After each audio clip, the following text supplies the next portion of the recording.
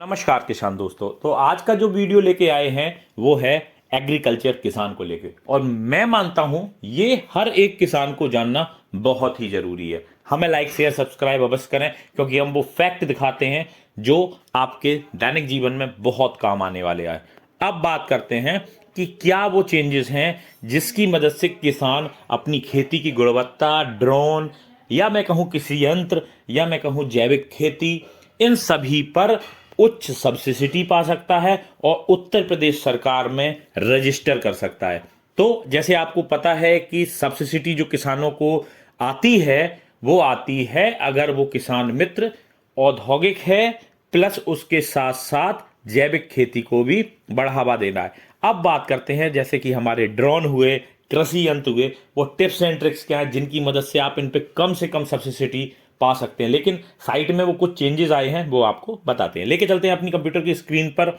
यहां पे आपको गूगल पर जाना है और यहां पे टाइप करना है agriculture.up.in।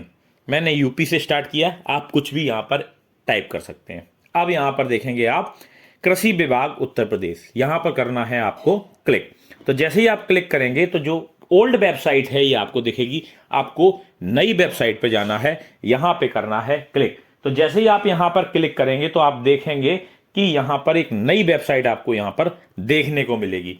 सारी बिल्कुल ही अलग तरीके से बनी हुई है। योजनाएं अगर देखेंगे तो उपज और पालन की योजनाएं, मृदा एवं जल संरक्षण की योजनाएं, राज्य प्रायोजित कौन कौन सी योजनाएं हैं, कितना उसमें सब्सिडी है, खेत तालाब योजना है, दीनदयाल किसान समृद्धि योजना है, बुंदेलखंड में सिंचाई जल उपयोग की क्षमता की बढ़ाने की योजना है, बुंदेलखंड में कौन से पैकेजेस हैं जो दिए जा रहे हैं, उसके बाद मृदा में सूक्ष्म तत्वों की कमी के लिए जिप्सम का जो वितरण है वो मुफ्त में किया जा रहा है। तो ये आप कैसे ले सकते हैं, इस पे जस्ट आपको क्लिक करना है। जैसे मैं खेत तालाब योजना में आपको करके दिखाता हूं, क्योंकि खेत तालाब योजना में सब्सिडी मिलती है, वो भी 50%।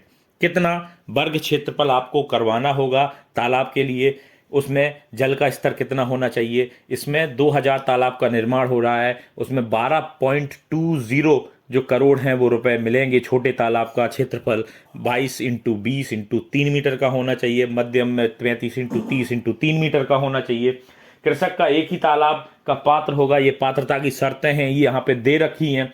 अब बात करते हैं यहाँ पर उन्नतशील जैविक खेती का जो दूसरा है, यहाँ पर राज्य प्रायोजित। अब देखेंगे आप बीजों पर कितना अनुदान है, संकर बीजों को बढ़ावा देने की क्या योजना है, सब कुछ डिटेल आपको यहाँ पर मिल जाता है। अब मैं यहाँ पर किसी उत्पादन में वृद्धि के लिए आप देखेंगे कौन कौन सी फसलें हैं जो आपको डायरेक्टली इनडायरेक्टली लाभ कराएंगी, वो भी आपको यहाँ पर हम दिखाते हैं। और आपको वो जरूर पढ़ना चाहिए अगर आप किसान हैं और अपनी खेती अपने घर पर करते हैं। अब बात करते हैं सोलर की कि कौन कौन से सोलर में क्या क्या अनुदान मिल रहा है, सोलर पंप क्या है, कितने की सब्सिडी है, कितना एसी-डीसी होना चाहिए। आप देखेंगे यहाँ पे 1800 वाट 2 HP, 3000 वाट 3 HP, 4800 वाट 5 HP का जो है AC DC submersible pump, solar pump आपको मिल जाता है।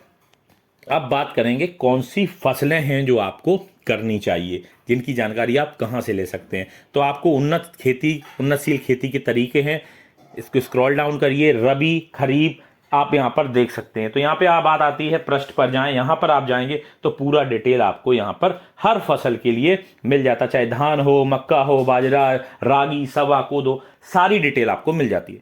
तो सजग रहें, सतर्क रहें, जानकार रहें और जुड़े रहें 1 मिनट वाला के। हम आपके लिए ऐसी वीडियो डेली बेसिस पर लाते रहेंगे। धन्यवाद दोस्तों।